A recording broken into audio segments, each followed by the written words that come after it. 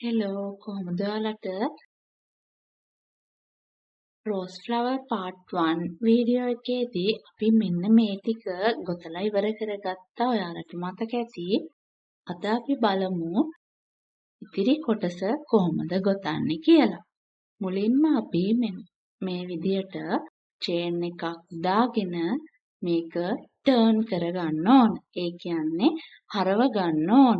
ඊට පස්සේ ඔයාලට පේනවා මෙන්න මේ අපි කලින් වීඩියෝ එකේ චේන්ස් දාලා හදාගත්ත ස්පේස් එක ඒකට අපි බිග් ස්පේස් කියලා කියනවා. අන්න ඒ බිග් ස්පේස් එකට අපි ඩබල් ක්‍රොෂේ 6ක් ගොතන්න ඕන. මෙන්න මේ වගේ 1යි 2යි 3යි 4යි 5යි 6යි. ඊට පස්සේ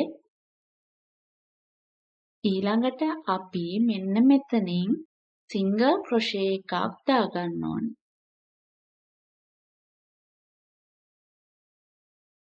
ඊට පස්සේ ආපහු අපි ඩබල් ක්‍රොෂේ 6ක් මෙන්න මේ බිග් ස්පේස් එකට ගොතන්න ඕන. 1යි 2යි 3යි 4යි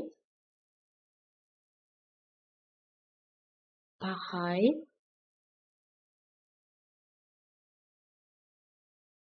6යි.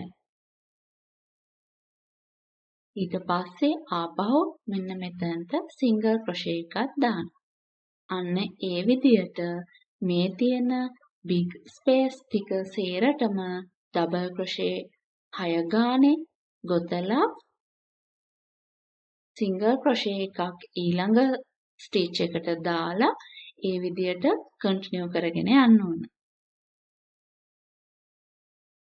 අපි මේ හදාගන්නේ රෝස මලේ පෙති ටික. ඔයාලට පුළුවන් මෙන්න මේ විදියට ඉවර කරගෙන අවසාන රෝ එක මම ඔයාලට පෙන්නන්නම් හෙමින්. මෙන්න මේ විදියට ඉවර කරගෙන ඇවිල්ලා මේ තියෙන්නේ අපේ අවසාන ස්පේස් එක. අපි එතනටත් ඩබල් ක්‍රොෂේ 6ක් ගොතා ගන්න ඕන.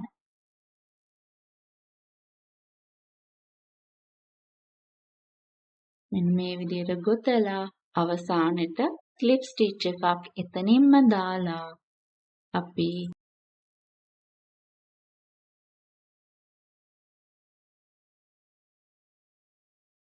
නූල කපලා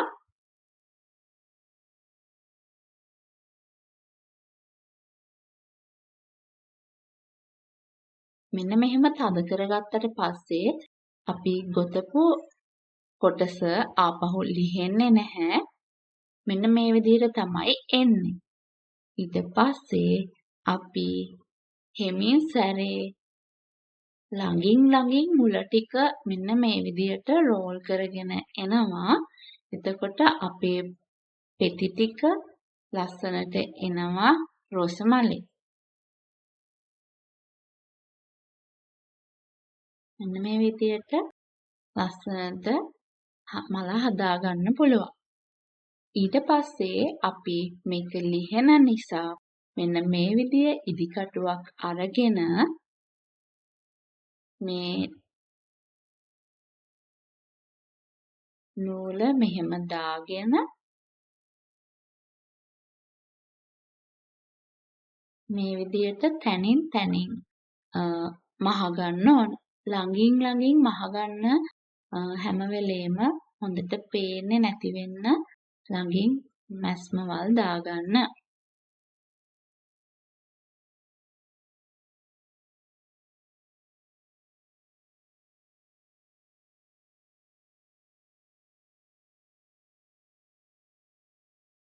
ඊට පස්සේ අවසානෙට හොඳට ගැටයක් ගහලා මේ තියෙන නූල් කෑලි කපලා අයින් කරගන්න පුළුවන්.